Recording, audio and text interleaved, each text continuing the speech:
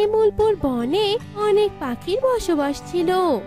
ওই বনের সব পাখিরা অনেক মিলেমিশে বাস করত।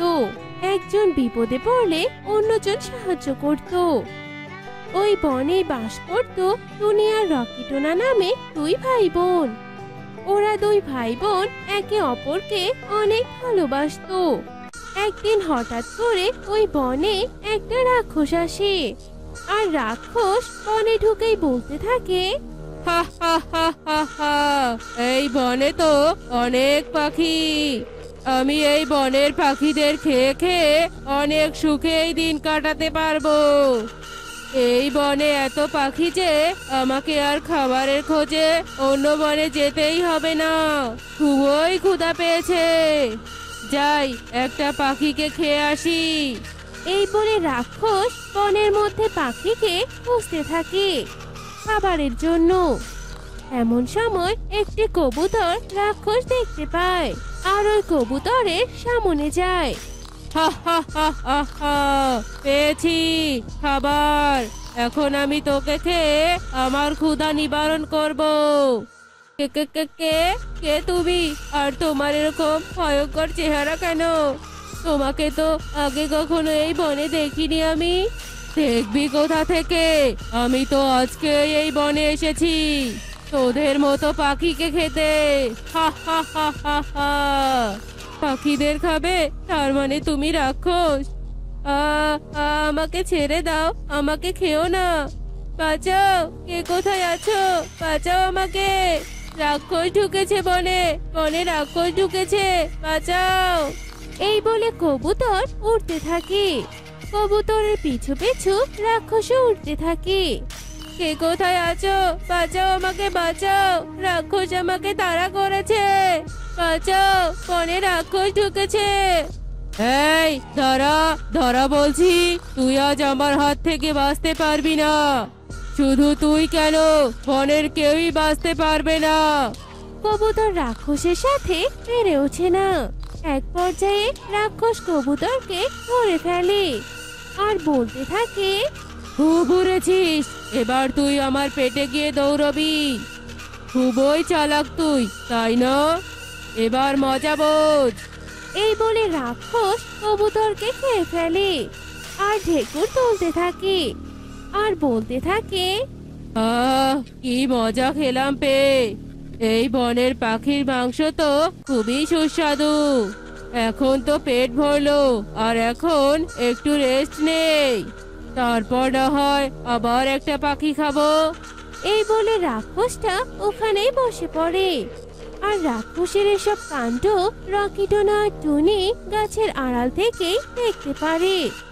আর টুনি রকিটোনাকে ফিসফিস করে বলে, দাদা, এ তো আস্ত পাখি খেয়ে একটা রাক্ষস। এবার তো এই রাক্ষসটা বনের সব পাখিদের খেয়ে ফেলবে রে। এবার কি হবে বলতো? এছাড়া কবুতরের জন্য যে আমার খুবই কষ্ট হচ্ছে। হ্যাঁ, আমারও ভীষণ কষ্ট হচ্ছে রে। তবে এই রাক্ষসকে মেরে ফেলতে হবে।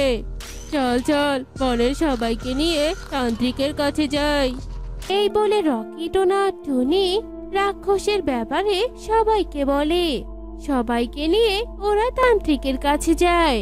টুনি আর রকিটোনা রাক্ষসের ব্যাপারে সব কথা তান্ত্রিককে খুলে বলে। তান্ত্রিক মশাই, আমাদের এই বনের পাখিদের বাঁচাতে হবে আপনাকে। আমাদের বলুন না তান্ত্রিক মশাই, কি করে আমরা ওই রাক্ষসকে মেরে ফেলতে পারবো? ওই রাক্ষসকে মারার একটা উপায় বলুন না। ওই রাক্ষসকে মারার তেমন কোনো উপায় নেই, তবে একটা ভয়ঙ্কর উপায় আছে, যেটা শুনলে কেউই রাক্ষসকে মারতে চাইবে না। বলুন, কি ভয়ঙ্কর উপায়? যতই ভয়ঙ্কর উপায় হোক না কেন, সেই ভয়ঙ্কর উপায় আমি অবলম্বন করব আর রাক্ষসকে মারবই। ওই বনের দক্ষিণে একটা পাহাড়ের গুহা আছে। ওই গুহায় একটা কলা গাছ আছে, আর ওই কলা গাছে দুই রঙের কলা ধরে। ওই এক গাছের দুই রঙের কলা এনে রাক্ষসকে খাওয়ালে রাক্ষস মারা যাবে। তবে ওই দুই রঙের কলা নিয়ে আসা খুবই কঠিন।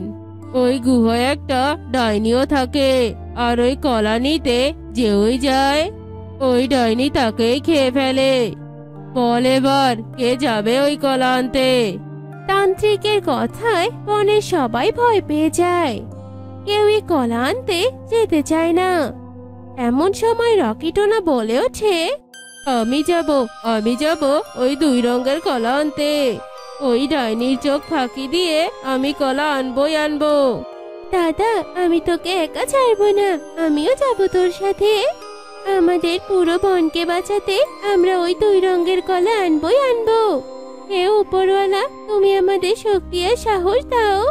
এই বলে ওরা 2 ভাই বোন বনের সবার কাছ থেকে বিদায় নেয় আর 2 রঙের কলা গাছের দিকে রওনা দেয়। বেশ কিছুক্ষণ যাওয়ার পর ওরা ওই পাহাড়ে পৌঁছয়। দাদা দাদা, দেখ আমরা ওই পাহাড়ে এসে গেছি। দাদা চল, আমরা এবার উপরওয়ালার নাম নিয়ে ওই গুহার মধ্যে ঢুকে পড়ি। এই বলে ওরা 2 ভাই বোন সাহস করে গুহার ভেতরে ঢুকে পড়ে। আর ওরা ওদের সামনে ওই 2 রঙের কলা গাছ থেকে দেখতে পায়। ওই কলা গাছের কলাগুলো ছিল হলুদ আর গোলাপি রঙের। কলা গাছটা দেখে টুনি বলে, দাদা ওই দেখ 2 রঙের এক কলা গাছ, কি সুন্দর দেখতে। চল চল তাড়াতাড়ি চল, ডাইনি আসার আগে আমরা 2টো কলা নিয়ে চলে যাই। এরপর ওরা যেই না কলা গাছের কাছে যায়, ঠিক তখনই ডাইনি গুহার দরজা বন্ধ করে দেয়। আর ডাইনি তাদের সামনে এসে বলতে থাকে, তোরা নিচে থেকে আমার খাবার হইতে এসেছিস, আমি এবার তোদের খাবো। তবে আমি মেয়ে পাখি খাই না, আমি ছেলে পাখি খাই। ডাইনি, আমাদের ছেড়ে দাও বলছি, আমাদের ক্ষতি করো না। টুনির কথা শুনে ডাইনি টুনির একদম সামনে যায় আর ডাইনি বলতে থাকে, আমি তো তোকে খাবো না, আমি তোর ভাইকে খাবো। আর তুই আমার সব কাজ করবি আজ থেকে। এখন থেকে তুই আমার চাকরানি। আমি আজ তোর ভাইকে স্যুপ বানিয়ে খাবো, জানিস? কতদিন হলো আমি পাখির স্যুপ খাই না। এরপর ডাইনি রকি টোনাকে একটা খাঁচার মধ্যে বন্দি করে আর টুনিকে উদ্দেশ্য করে বলে, এই চাকরানি, এই বড় হাঁড়িতে পানি গরম করতে থাক তুই। আমি গরম পানিতে তোর ভাইকে ফেলে স্যুপ বানিয়ে খাবো। তাড়াতাড়ি পানি গরম কর, ততক্ষণে আমি একটু রেস্ট নিচ্ছি। এই বলে ডাইনি ওখানে বসে পড়ে আর টুনি কোনো উপায় না পেয়ে ডাইনির জন্য ওই বড় হাঁড়িতে করে পানি গরম করতে থাকে।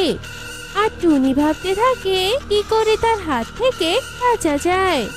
বেশ কিছুক্ষণ পর পানি অনেক গরম হয়ে যায় আর ডাইনি টুনির কাছে যায় আর বলতে থাকে, কি ব্যাপার রে চাকরানি পাখি, পানি গরম করতে কতক্ষণ লাগে? পানি কি এখনো গরম হয়নি নাকি? হ্যাঁ, আসলে ডাইনি আমি তো অনেক খাটো, তাই আমি দেখতে পাচ্ছি না পানি গরম হয়েছে কিনা। তুমি তো আমার থেকে একটু লম্বা, তা দেখো তো দেখি পানি গরম হয়েছে কিনা। টুনির কথা মতো যেই না ডাইনি ঝুঁকে গরম পানি দেখতে ধরে, অমনি টুনি ডাইনিকে ধাক্কা দিয়ে ওই গরম পানির মধ্যে ফেলে দেয় আর সাথে সাথে ঢাকনা লাগিয়ে দেয়। শয়তান ডাইনি, তুই আমার ভাইকে স্যুপ বানিয়ে খাবি, এবার নিজের স্যুপ নিজেই খা। এই বলে টুনি খাঁচা থেকে রকি টোনাকে মুক্তি করে আর রকিকে সব কথা খুলে বলে। সব শুনে রকি বলে, খুব ভালো করেছিস রে বোন, কিন্তু আমাদের এখানেই শুধু সাহসিকতা দেখালে চলবে না, আমাদের উপর অনেক বড় দায়িত্ব রয়েছে। আমাদের যে বনের সবাইকে ওই রাক্ষসের হাত থেকে বাঁচাতে হবে। চল চল কলা নিয়ে তাড়াতাড়ি যাই। এই বলে ওরা কলা গাছ থেকে 2 রঙের 2টো কলা নিয়ে বনের মধ্যে চলে যায় আর সবাইকে কলা সংগ্রহের ব্যাপার খুলে বলে। রকি টোনা আর টুনির হাতে রাক্ষসকে মারার কলা দেখে বনের সবার মুখে হাসি ফুটে ওঠে। তারপর যোগু কাক বলে ওঠে, কলা তো আমাদের কাছেই আছে, তবে ওই রাক্ষসকে খাওয়াবে কে? আমি খাবো ওই রাক্ষসকে কলা, আমি খাবো। তবে আমি চলি ওই রাক্ষসের কাছে। এই বলে রকি টোনা ওই রাক্ষসের কাছে যায়। রাক্ষস রকিকে দেখে বলে, বাবা, আজ দেখি আমার খাবার একাই আমার কাছে চলে এসেছে। আয় আয়, তোকে খেয়ে আজকে আমার ক্ষুধা মেটাই। রাক্ষস, তোমার পেটে যাওয়ার আগে আমার একটা শেষ ইচ্ছে আছে। আমি সেই শেষ ইচ্ছেটা পূরণ করতে চাই। কি তোর শেষ ইচ্ছা, বল আমাকে। এই দেখো দুটো কলা, এই কলা দুটো আমার সেই ছোটবেলার সাথী। আমি যেখানে যাই এদের একসাথেই নিয়ে যাই। তাই আমি তোমার পেটে এদেরকেও নিয়ে যেতে চাই। বলো, এবার কি তুমি এদের পেটে নিয়ে যাবে? এ আর কি তেমন কাজ, তবে তোকে খাওয়ার আগে আমি এই কলা দুটোকে খাই। এই বলে রাক্ষস যেই না কলা দুটো খায়, তখনই রাক্ষসটা সেখানেই মারা যায়। আর রাক্ষস মারা যাওয়ার কারণে বনের সবাই রকি টোনা আর টুনির অনেক প্রশংসা করতে থাকে। আর এরপর থেকে বনের সবাই অনেক আগের মতো সুখে শান্তিতে বসবাস করতে থাকে। তো বন্ধুরা, আজকে আমাদের গল্পটি তোমাদের কাছে কেমন লেগেছে তা কমেন্টে জানাতে ভুলো না কিন্তু।